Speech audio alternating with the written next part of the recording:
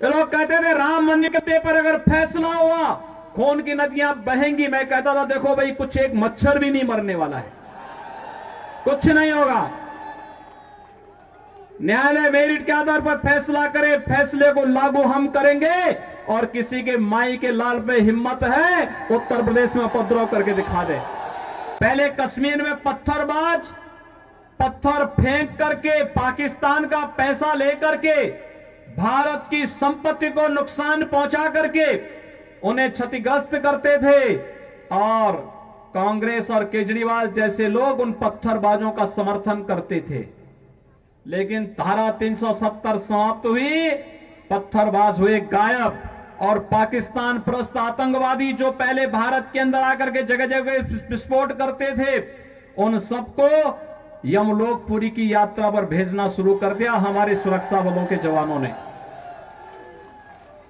उनके लिए कहा गया कि भाई भारत की धरती तुम्हारे लिए नहीं है, तुम्हारे लिए तो अब बोली नहीं, हमारे सुरक्षा बलों के जवानों की गोली है और ये गोली खाओ, अपनी यात्रा पर जाओ।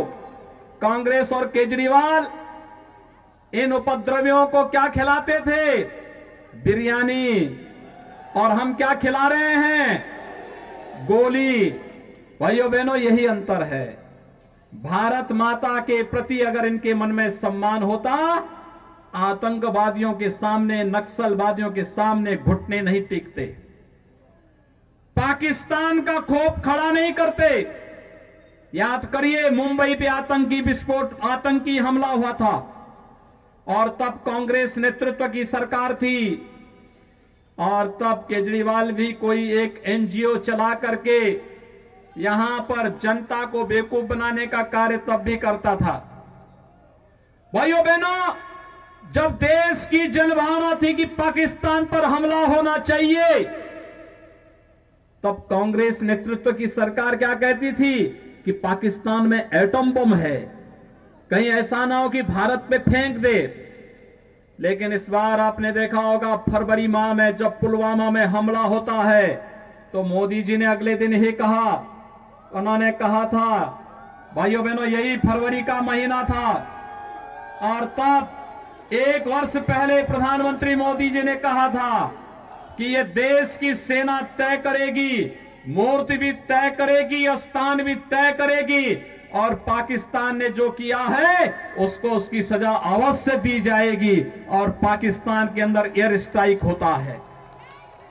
इमरान खान दुनिया के अंदर आपने देखा होगा, जान की भीख मांगते हुए घूमता हुआ फिर रहा था और उस समय इमरान खान ने कह रहा था कि भारत हमला कर देगा। तस्वीर बदल गई। पहले भारत के अंदर की सरकार कहती थी कि पाकिस्तान एटम बम फेंक देगा, आज पाकिस्तान भयभीत होकर के कहता है कि भारत के अंदर मोदी जी के नेतृत्व की सरकार कहीं पाकिस्तान पे हमला करके पाकिस्तान का अस्तित्व ही समाप्त न कर दे। भारत के दुश्मन, पाकिस्तान की भाषा बोलने वाले लोग आज जगह जगह धरना प्रदर्शन करके भारत की व्यवस्था को जैसे अव्यवस्था पैदा करने का कार्य कर रहे हैं। भाइयों बहनों, ये जो धरने नागरिकता कानून के विरोध में जगह जगह किए जा रहे हैं और पाकिस्तान के एक मंत्री के द्वारा केजरीवाल के समर्थन में बयान जारी करना, ये सब कड़ी एक दूसरे के साथ जोड़ता हुआ दिखाई देता है। और यही अपील करने के लिए आज हम सब आपके बीच आए हैं।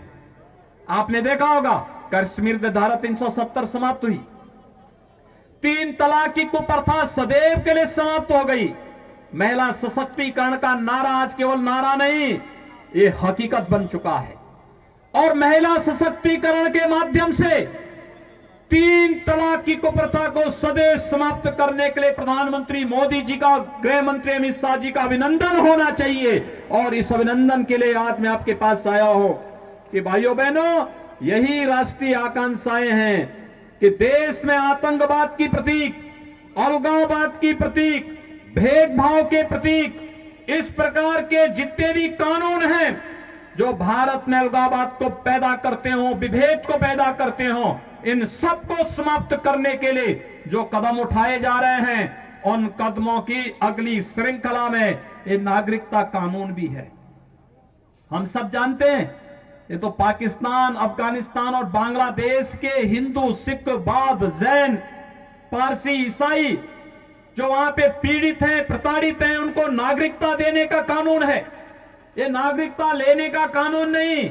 लेकिन इस सब के बावजूद आप देख रहे होंगे धरना देकर के कैसे भ्रम की स्थिति पैदा करने का प्रयास हो रहा है। ये जानबूझ करके शरारतन देश के माहौल को खराब करने की साजिश का हिस्सा है। जो लोग एक भारत श्रेष्ठ भारत की मोदी जी के इस अभियान का विरोध कर रहे हैं, वही लोग जगह जगह धरना प्रदर्शन करके भारत के खिलाफ वातावरण बनाने का कार्य कर रहे हैं। देश के अंदर अनावश्यक रूप से जनता को गुमराह करने का कार्य कर रहे हैं। और वही लोग हैं जिनके समर्थन में आज पाकिस्तान के मंत्री और पाकिस्तान की सरकार बयान जारी करके अपील कर रही है कि दिल्ली के अंदर मोदी के नेतृत्व में सरकार नहीं आनी चाहिए। उन्हें भय है कि मोदी जी के नेतृत्व की सरकार भारत को दुनिया की महाशक्ति बनाएगी और भारत को दुनिया की महाशक्ति बनने का मतलब पाकिस्तान का इतिहास से नाम समाप्त होना। ये वही लोग हैं, याद करिए, कांग्रेस नेतृत्व का कांग्रेस का एक नेता, कांग्रेस पार्टी के एक नेता के द्वारा सुप्रीम कोर्ट में यह कहा जाना कि अयोध्या में राम जन्मभूमि का फैसला नहीं होना चाहिए। कांग्रेस के एक नेता ने कहा था ना। और भाइयों बहनों, 500 वर्षों के बाद आप में से जितने भी लोग 35-40 वर्ष के होंगे, वह हर व्यक्ति अयोध्या में राम जन्मभूमि आंदोलन के साथ प्रत्यक्ष और अप्रत्यक्ष रूप से जुड़ा रहा है। जिनकी उम्र कम है, उनके परिवार का कोई ना कोई सदस्य किसी न किसी रूप में इस अभियान के साथ जुड़ा रहा है। कांग्रेस जिस मामले को लटकाती थी, क्योंकि कांग्रेस से पहले अंग्रेजों का शासन था, अंग्रेज भी लटकाते थे। उससे पहले मुगलों का शासन था। मुगल कब चाहता कि भारत के अंदर भारत के गौरव की पुनर्स्थापना हो। लेकिन मोदी जी आए और मोदी जी के आने के दूसरे कार्यकाल में अयोध्या में 500 वर्षों से लटके हुए श्री राम जन्मभूमि से संबंधित मामले का समाधान होता है। आप सबको मैं बधाई देता हूं। अयोध्या में भगवान राम का भव्य मंदिर के निर्माण का मार्ग प्रशस्त हुआ है। अयोध्या में भगवान राम का भव्य मंदिर का निर्माण होने जा रहा है। कोई संदेह किसी को नहीं होना चाहिए।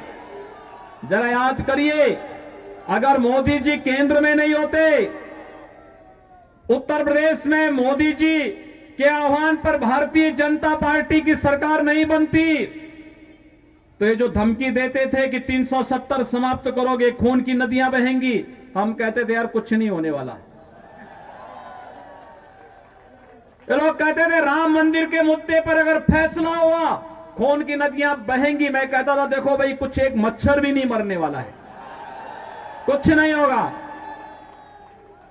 न्यायालय मेरिट के आधार पर फैसला करे, फैसले को लागू हम करेंगे। और किसी के माई के लाल पे हिम्मत है उत्तर प्रदेश में उपद्रव करके दिखा दे।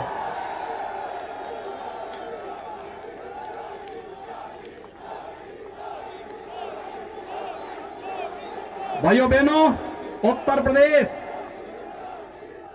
यहां दिल्ली के बहुत सारे लोग जाते होंगे हरिद्वार में कांवड़ यात्रा में।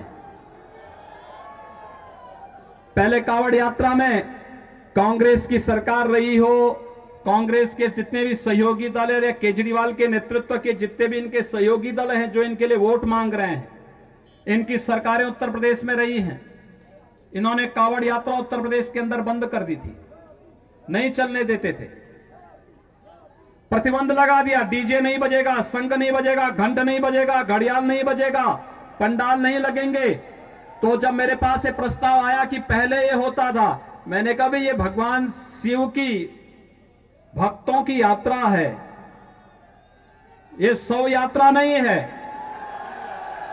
इसमें सब बजेंगे, इसमें डीजे भी बजेगा, शंख भी बजेगा, घड़ियाल भी बजेगा, नगाड़े भी बजेंगे और इनके स्वागत की तैयारी जगह जगह करो और हेलीकॉप्टर से पुष्प वर्षा भी करते जाओ, कोई प्रतिबंध नहीं। लोगों ने कहा कि इतनी बड़ी संख्या में श्रद्धालु आएंगे, दिल्ली से, राजस्थान से, पंजाब से, हरियाणा से, उत्तराखंड से, उत्तर प्रदेश से, अन्य राज्यों से आएंगे, कौन सुरक्षा देगा? अरे हमने कहा ये हमारी जिम्मेदारी है सुरक्षा देना। लोगों ने कहा कि लोग हमला करेंगे, तो हमने एक बात कही, भाइयों बहनों, मैंने बात साफ कही। मैंने कहा देखो भाई, भगवान शिव की भक्तों की यात्रा है, कोई व्यवधान डालना चाहता है तो उसको तय करना है। अगर वो व्यवधान डालेगा हम उसको गोली से समझाएंगे, व्यवधान डाल करके दंगा कराएगा तो गोली उसको समझा देगी। और भाइयों बहनों, 4 करोड़ से अधिक श्रद्धालु आते हैं, कहीं भी कोई बाल बांका नहीं होता। बहुत शांतिपूर्ण ढंग से भजन गाते हुए लोग जाते हैं, शिवालयों में जलाभिषेक करते हैं, भारत की आस्था के प्रति अपनी श्रद्धा व्यक्त करते हुए एक भारत श्रेष्ठ भारत के निर्माण के लिए अपने आप को संकल्पित करते हैं। यही तो भारत के अंदर कावड़ यात्रा का महत्व है।